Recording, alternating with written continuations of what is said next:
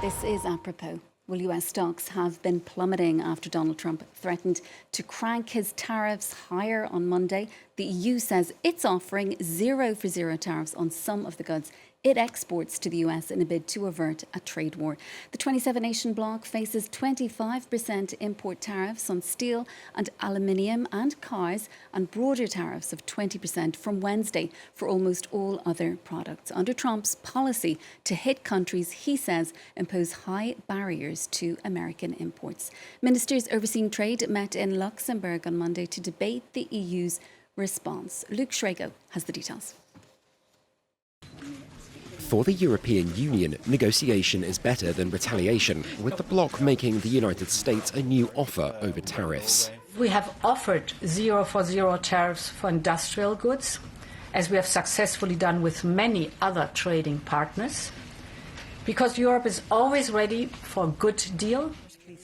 Also on the table, however, is Europe's willingness not to back down from defending its interests, with a meeting of EU trade ministers discussing possible countermeasures in Luxembourg on Monday. I think that we must not exclude any options on goods and services, whatever the approach, and open the European toolbox, which is very comprehensive and can also be extremely aggressive. I am thinking, of course, of the anti-coercion instrument. A means to punish countries using economic threats against the EU, the anti-coercion instrument would target US services and limit US firms' access to public procurement tenders within the bloc.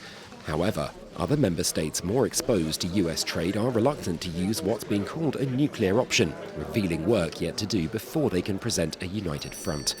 At the same time, Washington has indicated it wants the EU to lower non-tariff barriers to trade, like food standards regulation and value-added tax, a non-starter for Brussels. There are more than 160 countries which is using VAT. VAT is an important source of income for our member states. This is how we fund our state budget, and we are not going to change our VAT system. For now, 2 waves of European tariffs on US imports are set to go into force over the next 5 weeks, a response to US levies on its steel and aluminium. Well, to discuss these escalating tensions, we're joined now by Hilary Ingham, Professor of Economics at Lancaster University. Hilary, thanks so much for being with us. Let's start with the EU trade ministers meeting earlier today. Yeah. What do you make of the response from Europe? Can it, in fact, avert a trade war?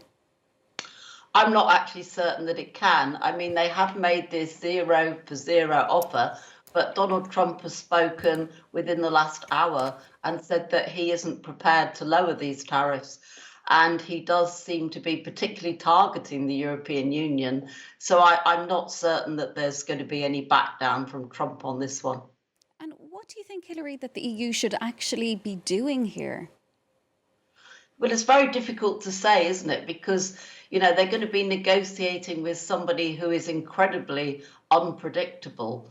I mean, they have strength in that, they're a big, solid economic bloc. They've got big trading partners of the world in that coalition.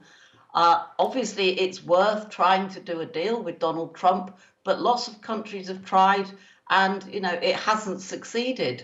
So I think what they've done is the correct move. They've tried to put a deal on the table, a reciprocal agreement to take these tariff barriers away. But I think it would be a very brave person that would actually say that that's got a high success rate. I don't think it's going to be accepted. And there had been reports earlier in the day, quite dramatic reports, suggesting that Donald Trump was considering a 90-day pause. He said that wasn't the case during that meeting. We saw him speaking there in the Oval Office, as you say, during that meeting with Benjamin Netanyahu. Yeah. But it caused chaos on global markets, didn't it? It did cause chaos on global markets. We had huge slumps across the world, in Europe, in the UK and in Hong Kong when markets opened. Of course, the Southeast Asian market went first.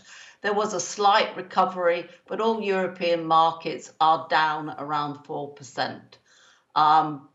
US markets actually fared slightly better. They ended up the day more or less back where they were to start with. But I mean, markets don't like unpredictability. Markets like to be able to have some idea what is likely to happen.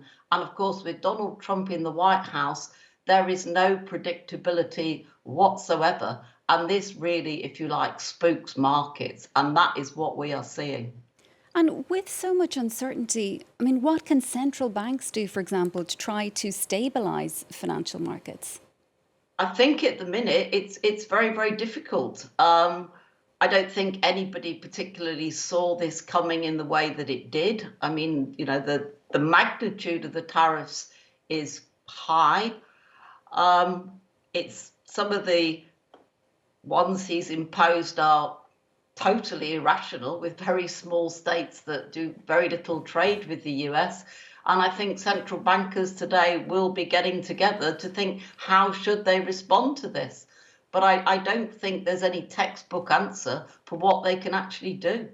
And Trump says talks are going to be getting underway on the tariffs, but not with China. How do you think those negotiations then are going to proceed? And what do you make of this latest threat to increase levies on China to 50% if it fails to withdraw its retaliatory tariffs? It's hard to keep up at times. Well, China seems to be a particular, country that he is targeting to extreme measures. And what he is now proposing, tariffs on some goods, is going to go to over 100%, 104% actually. I mean, obviously, he's very wary about the Chinese car industry. They're developing relatively cheap electric cars. He wants to protect the American car industry because he's very determined to look after the manufacturing, the Rust Belt in America. So China is really going to be the main target. In the UK, we've been let off relatively lightly with only 10% tariffs, but I really don't see him backing down with China. And then the question is, what do Chinese manufacturers do? They might retarget their exports towards Europe. So we may actually see an influx of Chinese cars, which we may enjoy at lower prices, which might then, hit European car manufacturers as well.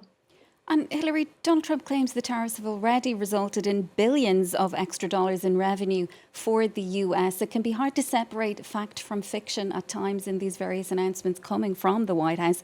What impact have the tariffs actually had so far?